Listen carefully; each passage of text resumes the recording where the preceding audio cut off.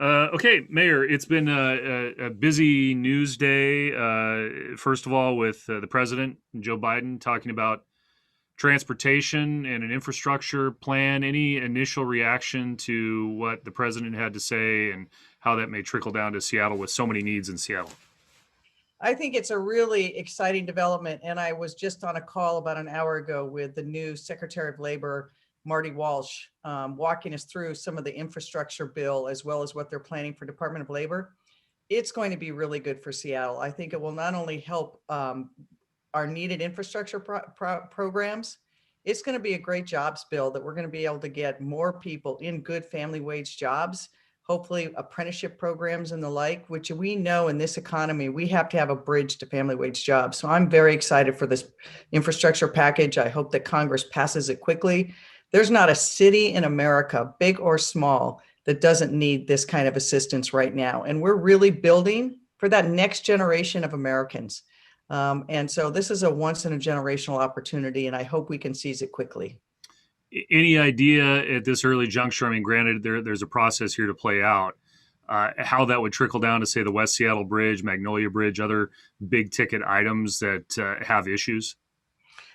We certainly are going to be advocating for and looking for the dollars for those big projects, but there will also be the ability to fund some of the things that may not be big ticket items, but are too big for the city to bear at one time. So we're working closely with our congressional delegation. I have to give both of our senators a lot of credit. They have been working this hard, as is Congresswoman Jayapal, and they're really looking out not just for the Northwest, but how does this get us moving forward on projects big and small? But do it in a way that's smart, both jobs and building for the next generation. The other big story today is there's a new phase for vaccine distribution. A couple of new tiers opened up. You have been pushing, though, for potentially opening it up to everybody. Why take that stand or perspective based on what you've seen in Seattle? So first, I have to say I have to give the governor enormous credit and our public health people, because having a phased approach really was so critical at the early stages of vaccination. We needed to get those vaccinations to the people most vulnerable to hospitalization and death by this disease. And that was our seniors, some communities of color. And as they've ratcheted the dial, I think that we've done very well on those upper tiers. But I also have heard from a lot of people, and I think it's become very confusing, state by state, who's eligible, when they're eligible. And I think that it has been so important for equitable distribution and getting it to the most vulnerable. But I think now that government still has to have that as its focus, making sure we allocate spots for those people who need it the most, but open it up and instead spend our energies on making sure people know where they can get the vaccination as quickly as possible. So I think you're aware that we're expecting a major announcement here from the governor about opening it up and a universal phase, so to speak, for vaccine distribution. Can the city of Seattle handle it? Do you have enough sites to handle this when it does get opened up for everybody? So we have enough sites. And yesterday I was so excited we were able to open up a site in North Seattle in collaboration with North Seattle College and the visiting nurses. And that will give a much needed site in the North End. Particularly, we've seen in the University District cases going up, fueled mostly by young people. So we want to have the ability to get people vaccinated quickly, so they don't have to travel too far. We know our Aurora testing site was one of the most successful in the state. So having those sites is important. We're ready to go. We obviously would like more supply. We can do tens of thousands of vaccination a day if we can get more supply. I've been on the phone this week with multiple members of the administration, including the White House, FEMA, and the like, to get us more supply, to get us the access we need, both for vaccinations and to help us on our homeless crisis. So I continue to work with this administration, hoping to get as much as we can for the city of Seattle. So you believe that the infrastructure is in place to be able to distribute and get shots in arms of as many people that want it when this does go into effect? Because there'd be a couple weeks between Yeah, now and then. the infrastructure is absolutely in place. The vaccine supplies itself still seems to be a constraint. We're working with the State Department of Health and with the White House and the coronavirus task force that the White House has set up to try to get this area more vaccine supply and to work with public health and the governor's office so that if there's too much vaccine in one part of the state or the city or the region, we can move it to another. So our infrastructure is ready, and we're advocating every day to give us more of the supplies.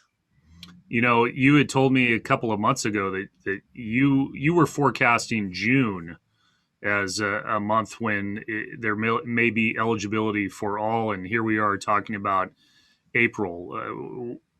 Why do you think we're talking about this earlier rather than later? I think the eligibility criteria being open now is important so that everyone knows that they're eligible. But it's still going to be really important for governments like the city and the state and King County Public Health to make sure that we maintain allocated slots to ensure equitable distribution. I think when we talked about June, Chris, we're talking about when did I foresee us having enough supply of vaccination that everybody could actually get a shot in the arm. And I'm hoping we can beat that. The president has made good on his promise to get more vaccinations into the distribution network. We haven't seen enough of it here in Seattle. I'm hoping that happens soon. So the idea of a fourth mass vaccination site, when you say that the infrastructure is in place, you think that's key to have these four different spots around the city to be able to handle what is likely going to be a significant increase in interest in getting the vaccine? Yes, and I think if we're able now to work more closely with the other people who can distribute it, remember, we still have hospitals that are giving vaccinations. Pharmacies now are getting a significantly increased supply. We will have public health and the city of Seattle and King County in this area and region doing it. I think there's no question that we have the infrastructure we need, but we need to have more certainty around the supply. And we have to make sure it's really easy for people to sign up and know where they can go. So they can go. So that's what we hope to be working with the State Department of Health, is to make sure not just the city sites are easy to access, but people can know which pharmacies have it, where are they, how do we make sure the distribution between pharmacies is fair and equitable and goes where it's needed. How do you think that part of the infrastructure is working right now? Because it sounds like what you're saying is there's still room for improvement there. There's some real challenges right now, and I think it comes from having multiple people in the field, which was a good thing. But it also creates confusion. I'll give you an example. Just a few weeks ago, the city of Seattle only got a few thousand vaccinations, where one pharmacy on the east side of the lake got 17,000. And Department of Health wasn't involved because it came through the federal channels. And so I think it's going to be really important. I know Governor Inslee has been advocating with the White House to make sure that there's one system in place so everyone knows how much vaccine is coming into the state, the regions, the cities, and where it's going. And so that still needs to be worked out. And we will end it there.